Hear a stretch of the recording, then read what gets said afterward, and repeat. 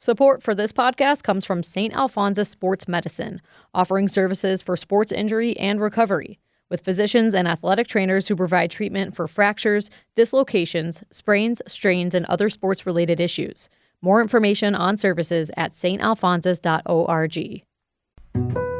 Love Boise State Public Radio podcasts? They are free to enjoy, but not free to produce. If you can give, your support helps keep shows like Idaho Matters and Scandalize available to everyone. Donate now at boisestatepublicradio.org. From Boise State Public Radio, this is The Connector, Idaho's daily news. Good morning, I'm James Dawson. It's Friday, June 12th, and here are today's headlines. The trial of a man accused of kidnapping and killing a young boy in Payette County 5 years ago will be moved nearby to avoid a biased jury. The City of Boise is testing its residents' poop for 16 different viruses to help track health data, and more than 15,000 acres of public land around Payette Lake could be swapped with the federal government. Stay with us.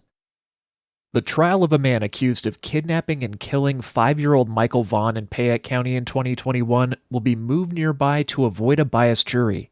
The Idaho Statesman reports a Payette County judge granted the change of venue request from lawyers representing Stacy Wandra, along with county prosecutors.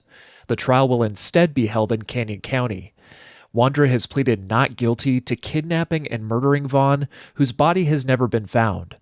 Wandra and his then-wife Sarah lived half a mile from Vaughn at the time.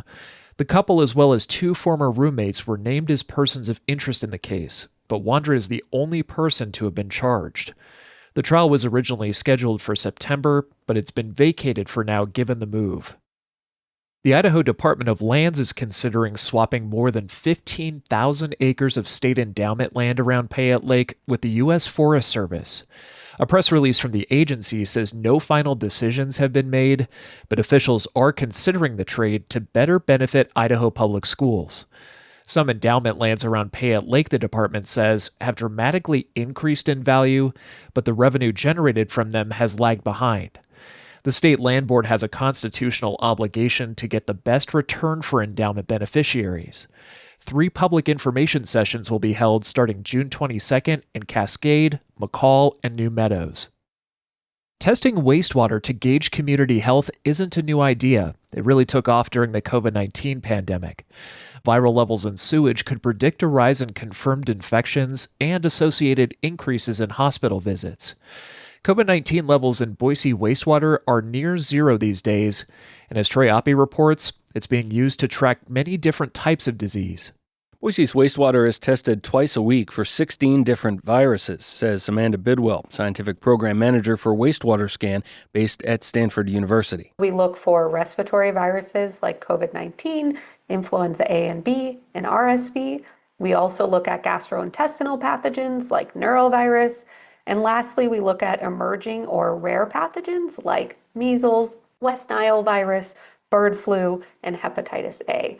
Samples are collected from both Boise wastewater treatment plants and sent out for testing. The process comes at no cost to the city. Wastewater Scan is grant-funded, an academic project. Right now, we have funding through the end of 2026, but we are optimistic about the future of wastewater surveillance and wastewater scan over the next coming years. The City of Boise says user traffic to its wastewater testing dashboard online has declined overall as the pandemic continues to move further in the rearview mirror, but visits still spike during cold and flu season. Right now, COVID levels are low across the country, but wastewater data show a significant rise in rotavirus, both in Boise and nationally. Troy Oppie, Boise State Public Radio News.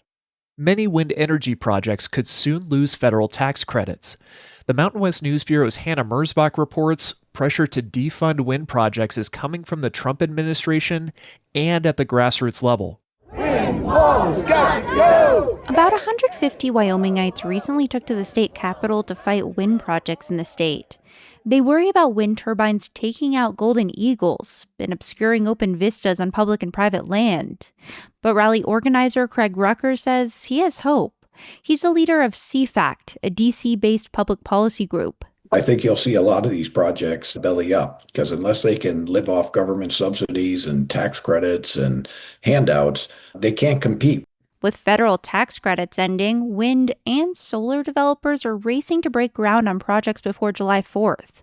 This comes after in May, solar provided more of the country's energy than coal for the first time ever. Wind has done the same during windy spring months. For the Mountain West News Bureau, I'm Hannah Mersbach. You want to learn to fish? Idaho Fish and Game is hosting a free fishing day tomorrow at locations all around the state. Chantal Ramirez-Sanchez has more. Normally, people 14 and older need a license to cast a line into Idaho waters. They do not on Free Fishing Day, but all the other fishing rules still apply there as far as bag limits and gear restrictions and things like that. That's Idaho Fish and Game's Roger Phillips. He says the state agency will lend out fishing poles and gear on a first-come, first-served basis at 15 locations all over Idaho. There's loaner tackle in some of these locations, people there who can help you, or other people who kind of know what they're doing can just go anywhere in the state and go catch some fish.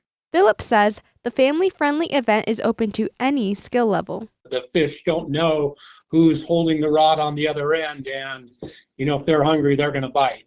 He says the department released 250,000 trout into Idaho waterways this month. Chantal Ramirez-Sanchez, Boise State Public Radio News. And that's today's episode of The Connector. I'm James Dawson, and we'll see you back here Monday. To stay in touch with the news between now and then, check out BoiseStatePublicRadio.org. You can also download the free Boise State Public Radio app. Thanks for listening.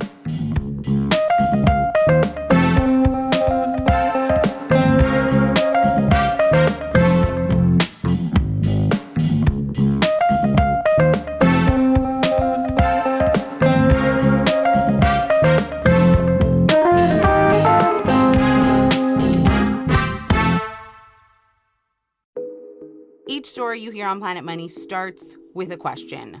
What happens if we refund tariffs? Why are groceries so expensive? At NPR, we stand for your right to be curious because the forces shaping our world can be hard to see. Follow NPR's Planet Money wherever you get your podcasts and start seeing how the economy really works.